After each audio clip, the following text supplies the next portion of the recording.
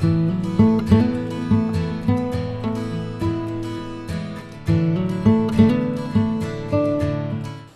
Friends, मेरा नाम doctor वैभव प्रकाश सहाय, मैं आपका चाइल्ड स्पेशलिस्ट। आज मैं एक कॉमन टॉपिक पर डिस्कस करने जा रहा हूँ कि नवजात शिशु में कुछ कॉमन मिथ होते हैं, उसी के बारे में मैं डिस्कस करने जा रहा हूँ। तो मेरे वीडियो को लाइक करना, सब्सक्राइब करना ना भूलें और बेल आइकन के बटन को ज़रूर दबाएं ताकि आपको बच्चे के हेल्थ से जो भी मैं लेटेस्ट वीडियो पोस्ट करूं आप लोग को उसके पास मिलते रहे आपको। सर फटाफट मैं स्टार्ट करता हूं कि कौन कौन से कॉमन मिथ हैं नवजात शिशु से को लेकर के। तो वन बाय वन मैं डिस्कस करते जाता हूं। जैसे ही नवजात बच्चा जब जन्म लेता है तो जो बच्चे के दादी हैं, नानी हैं, बुआ हैं, वो बच्चे को पिलाने को लेकर, शहद पिलाने, घुट्टी पिलाने को लेकर वो बहुत ही एक्साइटेड रहते हैं। तो मैं ये कहूँगा कि नवजात शिशु के जन्म के बाद 1 घंटे के अंदर, डिलीवरी के 1 घंटे के अंदर बच्चे को माँ का दूध ही पिलाएं। फर्स्ट दूध में माँ का दूध, उसे हनी, शहद या गुट्टी नहीं चटाना है। जैसा कि मैं बता दूं कि शहद चटाने से बच्चे को बॉटुलिज्म नामक एक बीमारी होती है, वो इन्फेक्शन एक तरह की होती है। तो 1 साल तक बच्चे को शहद नहीं देना है और जन्म के बाद बच्चे को माँ का दूध ही दे, गाय का दूध या गुट्टी वगैरह किसी चीज़ का फर्स्ट दूध में आपका सेवन नहीं करना है। सेकेंड, जैसे ही बच्चा बेबी जन्म होता है तो जो भी दाई होती है या जो भी सिस्टर होती है तो वो उसके जो भी बच्चे के स्किन में जो वाइट चीज़ी जैसा पदार्थ पूरे शरीर में लगा हुआ रहता है, उसको वो रगड़ रगड़ के साफ करते हैं। तो इसके बारे में मैं बता दूं कि बच्चा जब भी जन्म लेता है तो उसमें जो पानी का अंश है तो उसको अच्छे से हल्का लाइटली रब करना चाहिए। अगर बच्चे ने शरीर में पोटी लगा हुआ है जिसे हम मेकोनियम कहते हैं, उसको भी हमें साफ करना चाहिए। लेकिन बच्चा के जो वाइट चीज़ जैसा पदार्थ लगा रहता है जिसको हम लोग इंग्लिश में वर्निक्स कैजियोसा कहते हैं, उसको हमें नहीं हटाना चाहिए, उसको रगड़ रगड़ के हटाने का प्रयास नहीं करना चाहिए, क्योंकि जो वर्निक्स कैजियोसा होते हैं वो बच्चे को टेम्परेचर थर्मल इन्वायरमेंट से एडजस्ट करने में मदद मिलते हैं और वो जो लेयर होते हैं अपने आप वो कुछ समय के बाद 24 घंटे या 48 घंटे बाद अपने आप वो अब्जॉर्ब हो जाते हैं। तो उसे हमें नहीं हटाना चाहिए। तीसरा मिथ की बात हम करें तो बच्चे को जन्म लेने के बाद जो होते हैं बच्चे का जो पोजीशन होता है, हैंड और फुट का जो पोजीशन होता है वो फ्रॉग लाइक पोजीशन होता है। जैसे मेढक को जैसा पोजीशन होता है, हैंड ऐसे फ्लैक्स होते हैं, पैर भी बिल्कुल फ्लैक्स्ड होते हैं। तो जो सिस्टर होती है या दादी नानी होती है वो क्या करते हैं कि बच्चे को पैर को, हाथ को सीधा करके कस के उसे रैप करने का प्रयास करते हैं ताकि बच्चे का जो अंग है वो सीधा रह सके। तो ये एक कॉमन मिथ है, ऐसा नहीं है। बच्चे को अच्छे से रैप करना है ताकि बच्चे को ठंड न लगे। लेकिन ऐसा नहीं है कि बच्चे को हम टाइटली रैप करेंगे तो उसका जो अंग है वो सीधा करने के लिए हम उसको टाइटली रैप करें। तो ये भी एक कॉमन मिथ है।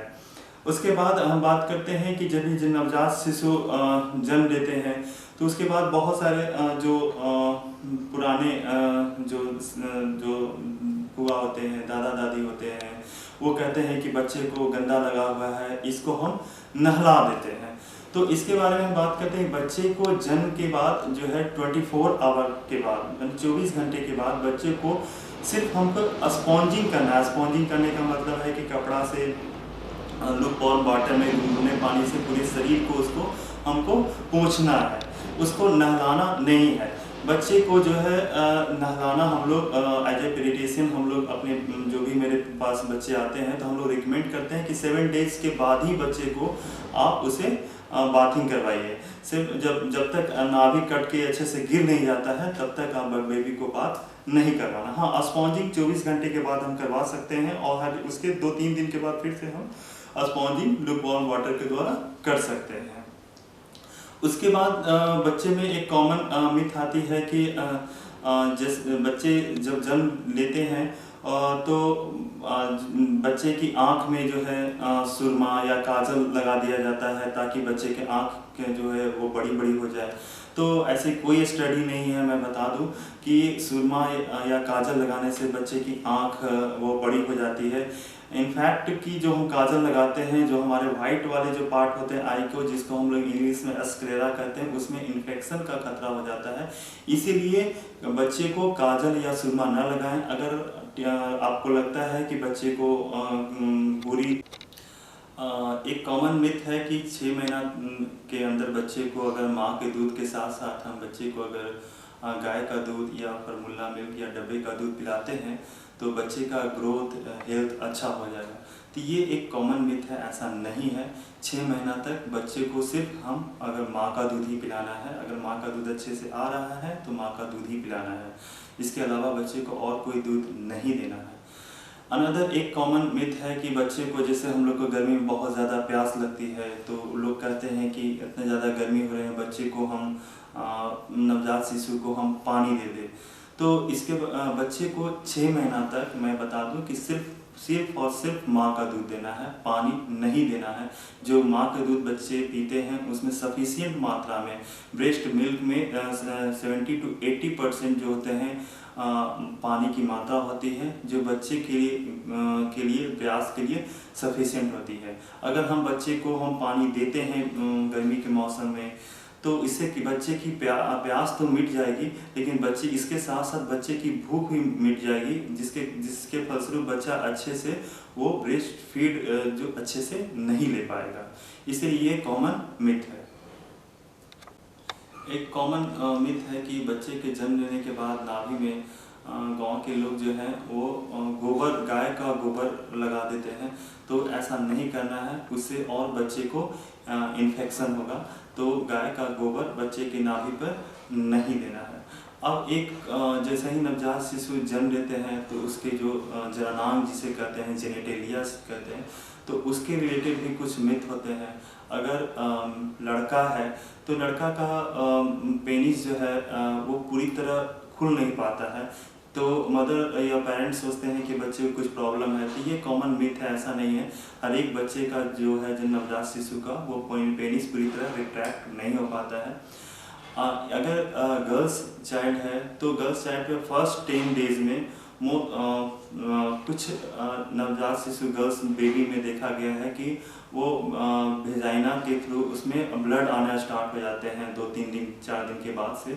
तो वो भी एक नॉर्मल है, उसे कोई खतरे की बात नहीं समझना चाहिए, वो अपने आप ठीक हो जाएगी। उसका ये मतलब होता है कि मदर से बच्चे में हार्मोन्स आ गए हैं, इसके कारण हार्मोनल विड्रॉवल ब्लीडिंग होते हैं, उसके जो कि 2 से 3 दिन में अपने आप ठीक हो जाते हैं। उसके लिए कोई घबराने या परेशान होने की बात नहीं है। बच्चे को जैसे गर्मी के मौसम में हम लोग को बहुत ज़्यादा प्यास लगती है, तो जो पेरेंट्स होते हैं वो सोचते हैं कि बच्चे को भी, नवजात शिशु को भी प्यास लग रही है तो उसको थोड़ा हम पानी दे देते हैं, तो बच्चे को वो थोड़ा पानी पिला देते हैं बीच बीच में। तो ये कॉमन मिथ है, बच्चे को 6 महीने तक पानी नहीं देना है, सिर्फ माँ का दूध ही देना रहता है। अगर हम बच्चे, क्योंकि माँ के दूध में पानी के अलावा जितने भी पोषक तत्व हैं सभी उचित मात्रा में मौजूद होते हैं। अगर हम पानी बच्चे को देते हैं उससे बच्चे की प्यास तो मिटेगी, लेकिन उसके साथ साथ बच्चे की भूख भी डिक्रीज हो जाएगी, जिसके कारण बच्चा जो नेक्स्ट फीड लेगा उसमें वो अच्छे से फीड नहीं कर पाएगा। एक अनदर कॉमन मिथ है कि बच्चे जब जन्म लेते हैं तो उसको बहुत ज़्यादा पाउडर लगाया जाता है। उन्हें लगता है कि पाउडर लगाने से बच्चे का जो कलर जो है वो गोरा हो जाएगा, तो ये भी एक कॉमन मिथ है। पाउडर लगाने से कोई कलर गोरा काला नहीं होगा। गोरा काला जो भी कलर होते हैं बच्चे के, वो जेनेटिक पर डिपेंड कर। जेनेटिक का मतलब होता है कि वंशानुगत, माता पिता से जैसे उसके बॉडी में जीन आए हैं उसी के अनुसार बच्चे का कलर होगा। नवजात शिशु जब जन्म लेते हैं तो ऐसे हमारे कॉमन मिथ है कि बच्चे को जो है नया कपड़ा नहीं पहनाना है, बच्चे को है कि पुराना कपड़ा पहनाया जाता है। तो इसके बारे में हम बात करेंगे कि ऐसा कोई ऐसी ये कॉमन मिथ है कि बच्चे को पुराना कपड़ा पहनाना है। अगर बच्चे को नया कपड़ा को हम अगर साफ़ कर देते हैं डिटर्जेंट में और उसको वॉश कर देते हैं, उसके बाद उसकी क्या हो जाती है कि कपड़े का जो बिल्कुल मुलायम हो जाते हैं, उसके बाद हम बच्चे को पहना सकते हैं। एक और कॉमन मिथ होती है कि बच्चे को नवजात शिशु के जन्म के बाद जैसे ही बच्चे जन्म लेते हैं तो दादा नानी जो भी घर के फैमिली मेम्बर होते हैं वो तैयार रहते हैं कि तुरंत हम बच्चे को सरसों का तेल बच्चे के शरीर में पूरे लगा देंगे। तो ये मैं बता दूं कि सरसों का तेल जिसे हम लोग इंग्लिश में मस्टर्ड ऑयल कहते हैं और इसे कड़वा तेल भी कहते हैं, तो ये बच्चे को हम लोग रिकमेंड नहीं करते हैं। बच्चे के स्किन बहुत ही सॉफ्ट होती है, तो उस सॉफ्ट स्किन के लिए बच्चे के लिए नारियल का तेल या जैतून का तेल सबसे अच्छा होता है। जो मस्टर्ड ऑयल जिसे हम कड़वा तेल कहते हैं उसमें सल्फर नामक कंटेंट पाए जाते हैं, जिसके कारण बहुत सारे बच्चों में एलर्जिक रैशेस आ जाते हैं। इसलिए सरसों का तेल बच्चे को नहीं लगाना है। और जो तेल मालिश करना है उसका टाइम जो है कि जब नाभि कट के गिर जाता है और जन्म के जब BCG वैक्सीनेशन के कुछ दिन के बाद से अप्रॉक्सीमेटली 5 से 6 दिन के बाद ही बच्चे का मालिश स्टार्ट करना बेटर रहता है। एक है कि बच्चा न्यू बॉर्न बेबी पेशाब सुसु करने के पहले रोते हैं, तो मदर फादर या पेरेंट्स को लगता है कि बच्चे को कोई बीमारी हो गई या पेशाब करने में कोई डिफ़िकल्टी हो रही है। तो ये एक कॉमन मिथ है जिसको मैं क्लियर कर दूं कि एवरी नवजात शिशु सुसु करने के पहले वो रोता है। होता क्या है कि जब बच्चे का पेशाब की थैली भर जाती है तो उसमें ब्लैडर सेंसेशन होते हैं, उसको वो खाली करने के लिए, जो पेशाब की थैली को खाली करने के लिए वो थोड़ा सा वो प्रेशर लगाते हैं, इसके कारण बच्चे रोते हैं। इसके बाद फिर मैं एक कॉमन मिथ पर मैं डिस्कस करने जा रहा हूँ कि 5 से 6 दिन के बाद या नवजात शिशु में बच्चे की आंखें पीली जैसी लगने लगती है। तो हमारे पास बहुत सारे बच्चे आते हैं तो उन्हें बताया जाता है कि बच्चे को पीलिया रोग हो गया है या जॉन्डिस हो गया है। पेरेंट्स बहुत ही घबराए हुए रहते हैं। तो मैं आपके बता दूं कि 5 से 6 दिन के बाद हर एक बच्चे की आंखें थोड़ी सी पीली लगती है, जिसको हम लोग फिजियोलॉजिकल जॉन्डिस कहते हैं। और फिजियोलॉजिकल जॉन्डिस जो कि अपने आप कुछ दिन के बाद वो धीरे धीरे अपने आप ठीक हो जाती है। और एक और इसके रिलेटेड एक कॉमन मिथ है कि बच्चे को जो पीलिया होती है 5-6 दिन के बाद जो भी पीलिया होती है, तो हम बच्चे को धूप में दिखाएंगे या मॉर्निंग का धूप में रखने से बच्चे की पीलिया कम हो जाती है। तो मैं आज इस बात को क्लियर कर दूं कि जो भी स्टैंडर्ड टेक्स्ट बुक है, जैसे एम्स प्रोटोकॉल नियोनेट का या नियोनेट की सबसे अच्छी बुक कोल्हाटी एक बुक आती है, सभी में स्टेट ये लिखा हुआ है कि सूरज की रोशनी से बच्चे में पीलिया कम नहीं होती है। मैं किताब का एक लाइन है वही मैं आपको पढ़ देता हूँ। ये एम्स प्रोटोकॉल नियोनेटोलॉजिस्ट का बुक है। इसमें साफ तौर पर लिखा हुआ है कि role of sunlight in jaundice, exposing to baby to sunlight does not help in the treatment of jaundice and is associated with the risk of sunburn and therefore should be avoided. इसका मतलब ये हुआ कि newborn baby में जो पीलिया होते हैं उसके सनलाइट से वो कम नहीं होते हैं। इवन सनलाइट से उसके स्किन जलने का खतरा ज़्यादा रहता है, इसीलिए जॉन्डिस वाले बेबी को सनलाइट आपको नहीं दिखाना है। तो ये एक कॉमन मिथ है। उसके बाद मैं बात करता हूँ कि जैसे ही बच्चे जो हैं थोड़े बड़े होते हैं, जैसे 6 मंथ में बच्चे मिरर के सामने, बच्चे दर्पण के सामने बच्चे खेलते हैं, दर्पण को बहुत प्ले करते हैं, क्योंकि बच्चे जो होते हैं वो दर्पण लवर होते हैं।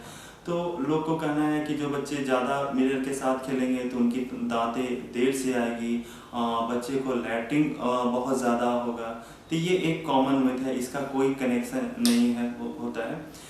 एक और मिथ है कि दांतों से रिलेटेड कि जब भी बच्चे की दांत आती है तो बच्चे को बुखार आएगा, बच्चे को लैट्रिन होगी। तो जब ये भी जैसे कॉमन मिथ है कि बच्चे को दांत आने से बच्चे को फीवर आएगा और लैट्रिन हो जाएगी। ऐसा नहीं है। बच्चे की जब भी दांतें आना स्टार्ट हो जाती है तो उसके कारण क्या होता है, हर एक चीज़ को बच्चे मुंह में लेने लगते हैं। इसके कारण क्या होता है, इसमें जर्म के इन्फेक्शन होने के खतरे बहुत अधिक हो जाते हैं, जिसके कारण उस इन्फेक्शन के कारण बच्चे को बुखार आते हैं। वो इन्फेक्शन अगर पेट में चले जाते हैं जिसके कारण उसके कारण बच्चे को बार बार लैट्रिन होना स्टार्ट होते हैं। एक नवजात शिशु में जो मेल चाइल्ड होते हैं तो उनमें कभी कभी देखा गया है कि जो ब्रेस्ट है उसके छाती में थोड़ा सा सूजन आ जाते हैं, जिसे लोग क्या कहते हैं कि उसको प्रेस करते हैं, दबाते हैं और उसमें से वो सोचते हैं कि इसमें कुछ पस भरा हुआ है, हम दबा के निकाल लेते हैं। तो ये कॉमन मिथ है। आपको उस तरह के नवजात शिशु में अगर छाती में थोड़ा सा सूजन दिखा हो तो उसे दबाना नहीं है।